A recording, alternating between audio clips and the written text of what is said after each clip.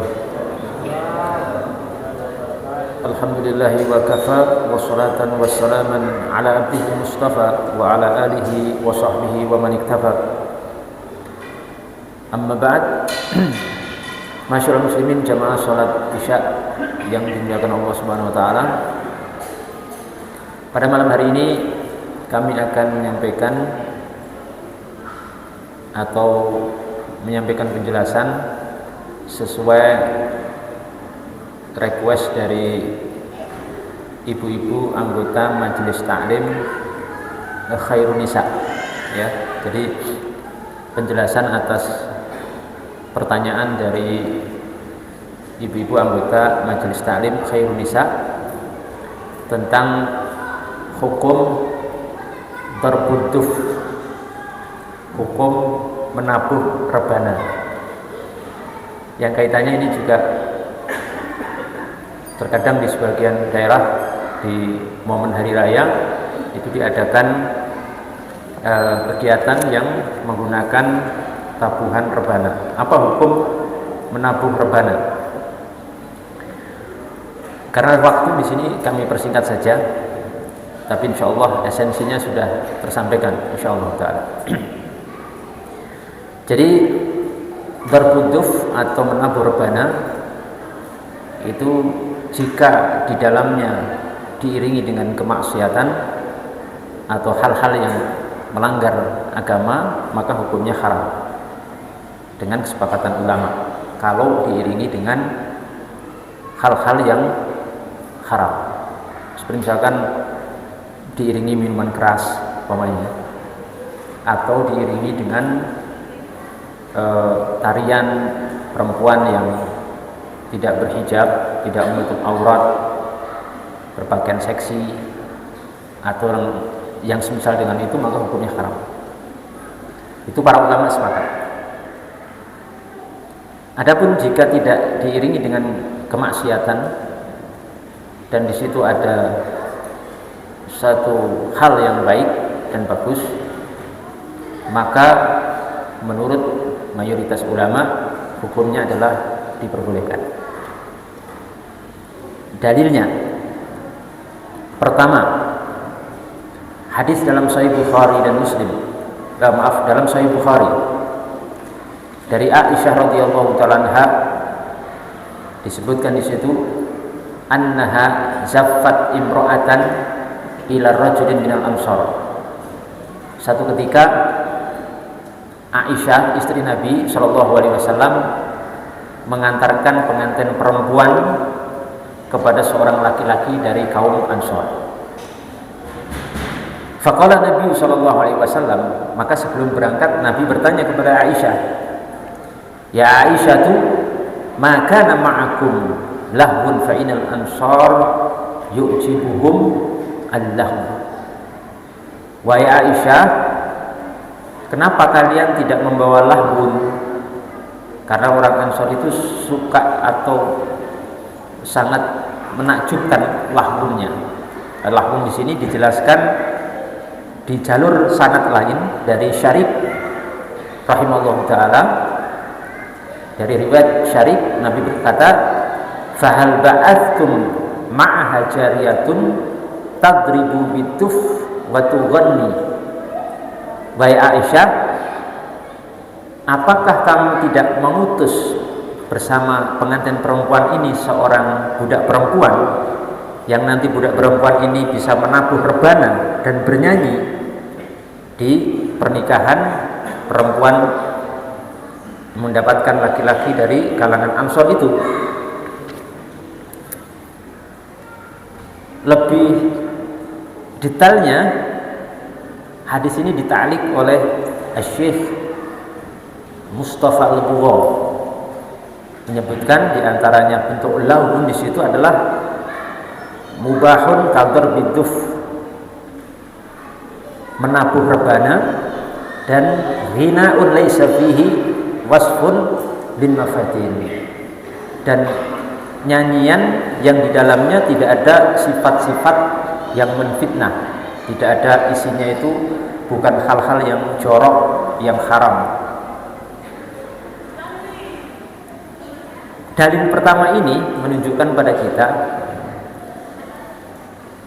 bahwa Nabi sendiri itu usul kepada Aisyah untuk membawa jariyah, budak perempuan yang nanti nabuh rebana di tempat tersebut.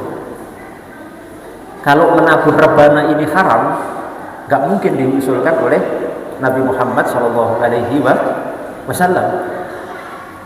Gak mungkin kan seorang Nabi Rasulullah kemudian mengusulkan sesuatu yang haram. Kalau diusulkan Nabi tentu pasti itu sesuatu yang tidak haram. Dan hadisnya sahih ya, dalam Sahih Al-Bukhari. Bisa dicek di sana. Kemudian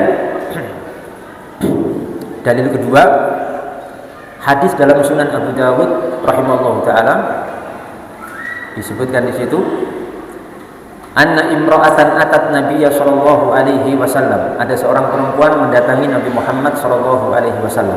Faqalat, kemudian perempuan itu berkata, inni nazartu an adriba ala ra'sika biduf. Aku bernazar wahai Rasul, aku bernazar pengen menabuh rebana di hadapanmu. Terus Rasulullah menjawab, faqala ar-Rasul sallallahu alaihi wasallam, aufi binadharik, tunaikan nazarmu. Dalam Sunan Abu Dawud. Ini ada perempuan punya nazar pengen nabuh rebana. Tahu rebana ya? Tahu? Yang kecil itu yang biasa itu. Tahu kan? Ya. Ini ada seorang perempuan punya nazar pengen nabuh rebana di hadapan Nabi. Terus Nabi mengatakan, ya tunaikan nazarmu. Nah kalau seandainya menabuh rebana itu haram, tentu Nabi akan mengatakan jangan nazar itu tidak boleh, itu haram. Karena menunaikan nazar yang haram itu haram. Kalau Nabi memerintahkan menunaikan berarti tidak haram. Apalagi Nabi mendengarkan nabuh rebananya di hadapan Nabi, berarti Nabi menikmati tabuhan rebana perempuan ini. Jadi kalau haram nggak mungkin. Itu dalil kedua dalam Sunan Abu Dawud. Kemudian dalil ketiga dalam Sunan Tirmidzi dan Sunan Ibnu Majah dari Aisyah radhiyallahu ta'ala anha, Nabi sallallahu alaihi wasallam bersabda, a'linu hadzal nikah waj'aluhu fil masajidi wadribu alaihi biduf. Umumkan pernikahan ini dan jadikan pernikahan ini lakukan di masjid. Kemudian hendaknya kalian memukul rebana di pesta pernikahan ini. Perhatikan ya kalimatnya, wadribu alaihi biduf. Nabi memerintahkan hadirin itu untuk memukul rebana, menabuh rebana. Nggak mungkin kan Nabi memerintahkan perkara haram, berarti perkara itu boleh.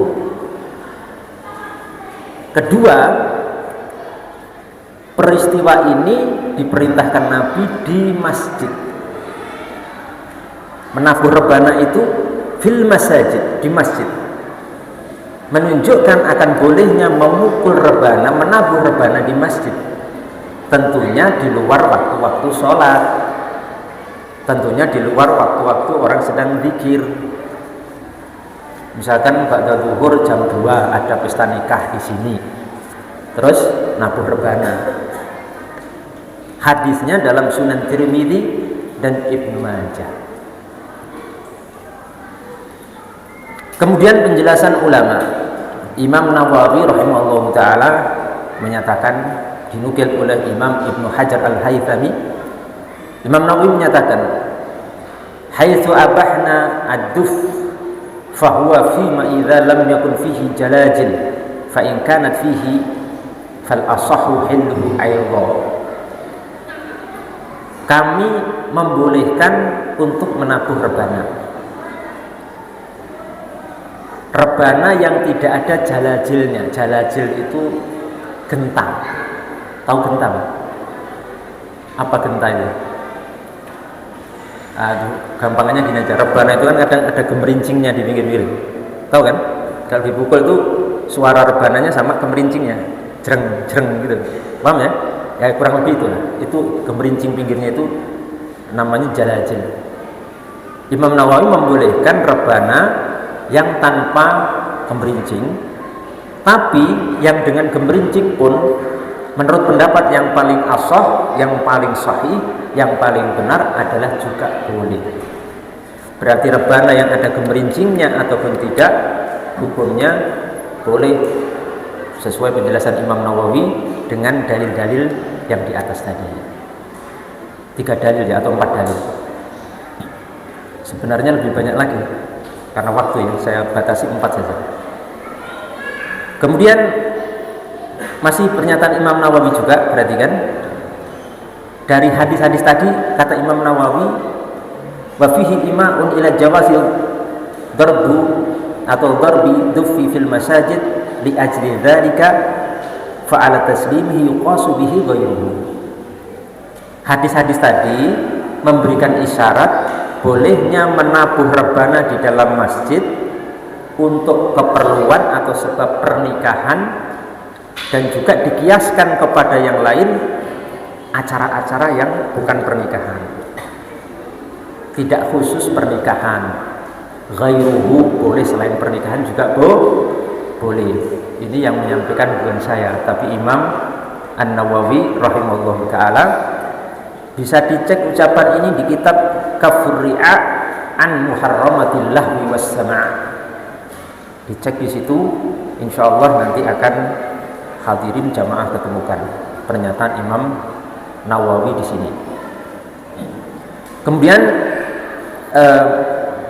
bahkan ada keterangan dalam kitab Fathul Jawad bi Syarhil Irsyad, bolehnya memukul rebana itu, ya, perhatikan, wayubahu ad-duf, bolehnya memukul rebana itu, ya, itu meliputi lirajulin wamro'atin walau bila sababin, baik laki-laki atau perempuan. Jadi tidak khusus perempuan. Laki-laki memukul rebana, nabuh rebana juga boleh, ya, tidak khusus perempuan. Walaupun hadisnya itu perempuan, tapi ada kaidah al-ibratu bi umumil lafaz la bi khususis sabab. Yang jadi patokan itu bukan kekhususan lafaz, tapi keumuman maknanya. Makna intinya itu Nabi membolehkan menabuh rebana, walaupun peristiwanya pada perempuan, tapi tidak menunjukkan yang boleh hanya perempuan. Bisa dilihat di kitab Fathul Jawad bi Syarhi Al-Irsyad. Kemudian yang berikutnya, ada seorang ulama Hanafiyah, Imam Abu Yusuf rahimahullah ta'ala, juga ditanya tentang masalah memukul atau menabuh rebana ini. Kemudian beliau menjawab, la ba'sa fi dzalika, tidak mengapa dengan hal itu, artinya boleh. Dan saya lakukan riset, saya teliti, dari kalangan para ulama salaf itu ada mereka juga yang nabuh rebana.